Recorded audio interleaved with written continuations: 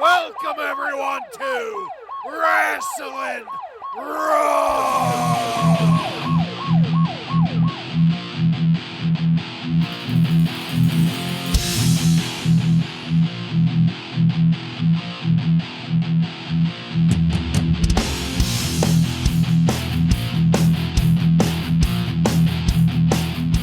You're listening to Wrasslin Raw, the podcast that takes you back to when the new generation took over the WWF. Thank you for joining us. You're here with Ryan Arico. Idly hodily, neighbor. Joe Giammatteo. I said Joe Giammatteo. Joe? Joe, you there? Where the fuck's Joe? He was talking earlier about that Lex Luger match, making him a little ill to his stomach. You're right. I did see in the texting thread there, he mentioned that the first Lex Luger match of this first episode of Monday Night Raw in 1995 made him pretty ill. And then whenever they came back and did it again and had a second Lex Luger match in the same episode, I think he wound up at the doctor's. That must have been it. When it came back, his body just couldn't take it anymore. I started teasing him about having a case of the old coronavirus, but I don't think that's it. I think it's a malaise of the spirit from this piss poor episode. Jokes aside, Joe is a little under the weather this week, so we figured since he's not able to record and we just hit the end of 1994, we just did our wrap-up episode, it would be a perfect time to just take a little break and let Joe heal up here and get better. Yeah, he's going to need his strength for this, my lord. But you know what? It's not all bad things.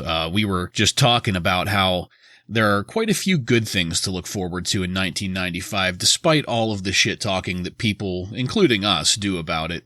Ryan, you were saying that there are some pretty good matches that are coming up in 1995 that we have to look forward to? Yeah. I mean, first thing to start off, because some of these come from this event. 1995 is the beginning, I believe it's in May, is the very first In Your House pay-per-view. So, Yeah, so we have In Your House to look forward to in between all of the big event pay-per-views like WrestleMania and Royal Rumble.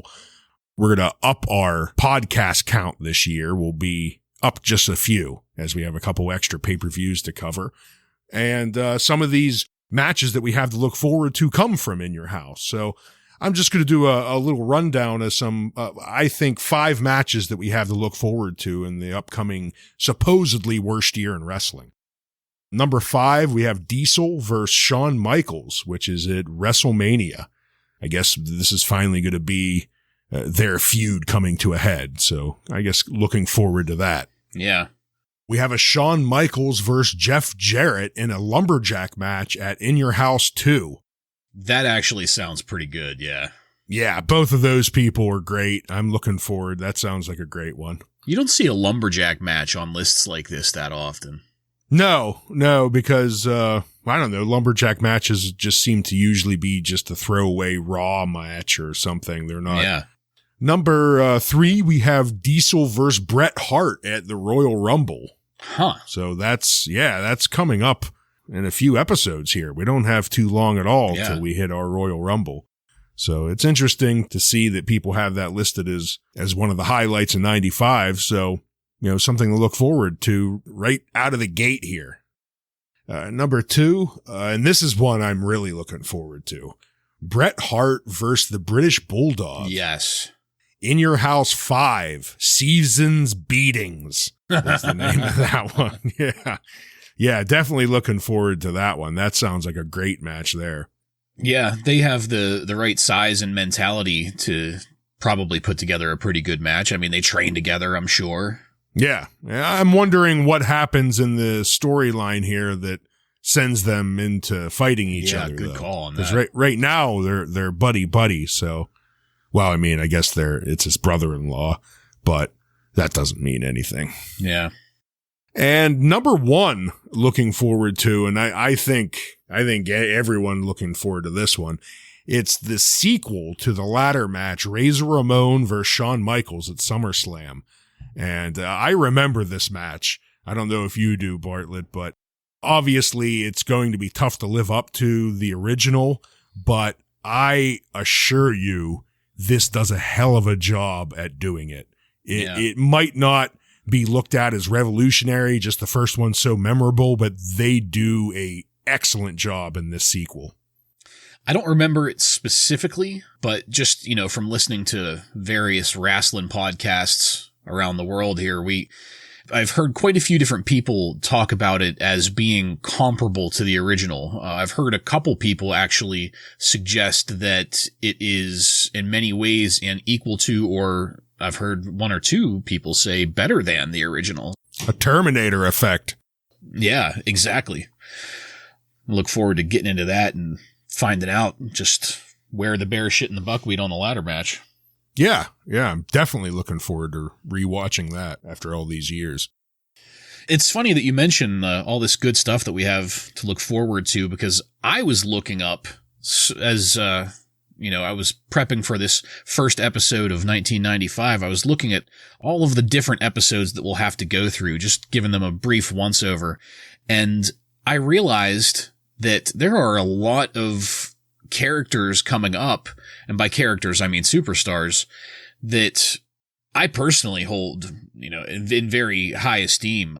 First off, we're going to have Chris Candido and Sunny coming up. Sunny was, it's kind of shitty because she's almost a punchline nowadays with like all the stuff that she's gotten into and, the mugshots and the porn and the what have you, but it's really hard to overstate how over Sunny was back then. Sunny was fucking huge back in her day.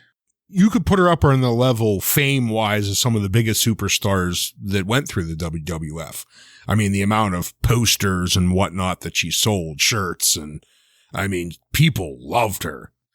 I want to say that, and if I might be wrong here, but I'm pretty sure in the Pritchard episode about Sunny, he makes the claim that, because, this is 1995, the internet is still in its relative infancy. It's kind of finally coming out to the masses. Mm-hmm. I'm pretty sure Sunny was the most searched and downloaded pictures of like this time, like 95, 96. I don't know what the criteria for that were or how they came to those conclusions, but I'm pretty sure he makes that claim. All I could think of when you said that was the classic Simpsons episode with the comic book store guy. Captain Janeway. Yeah, come on, Janeway.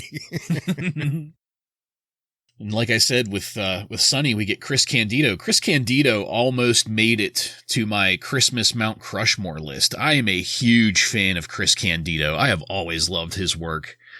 He's right up there with Lance Storm and Dean Malenko as far as kind of small but extremely powerful, skilled technical workers. So I'm really looking forward to seeing what kind of matches he can give us.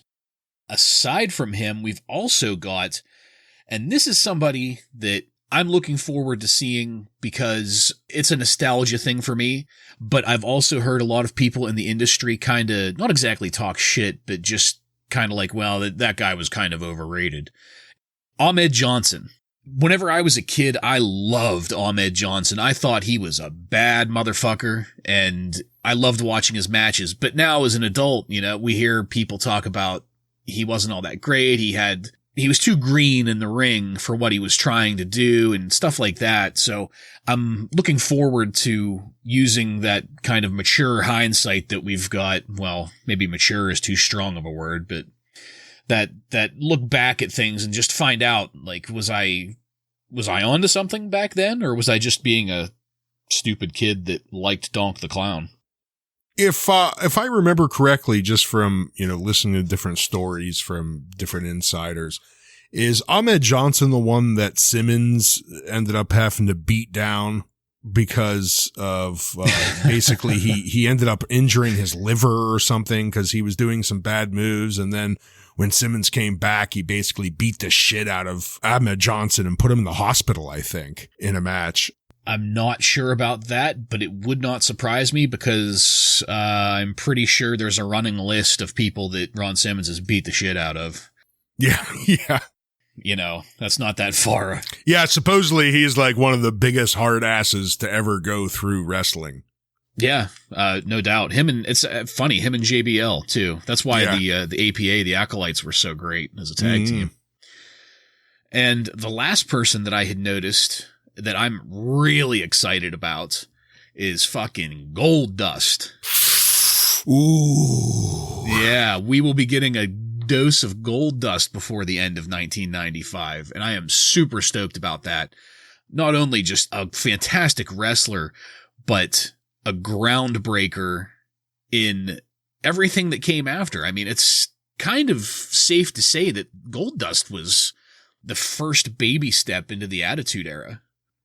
Yeah. I mean, this was not PG in some of the stuff Goldust does, especially for 95. I mean, when you talk about bringing in this guy, or is he a guy, transgender looking cross-dresser, I mean, that was shocking for 1995. So yeah, I mean, we're starting to get into some shocking stuff that isn't necessarily family friendly for 1995. When you've got a guy like Scott Hall in the Razor Ramon gimmick being hesitant and uncomfortable with working with Goldust because of the image that it may or may not send to kids and his family, you got to think there has to be something there that was about to just spark a stick of dynamite and blow up the business. What a better person to do it than, to come from such a lineage. Yeah. So, a great person to do it. Yeah, so I think that's going to be it for us, folks. We just wanted to give you a nice little bullshit session real quick to try to make up for the fact that we're not going to have a regular episode of Wrasslin Raw this week.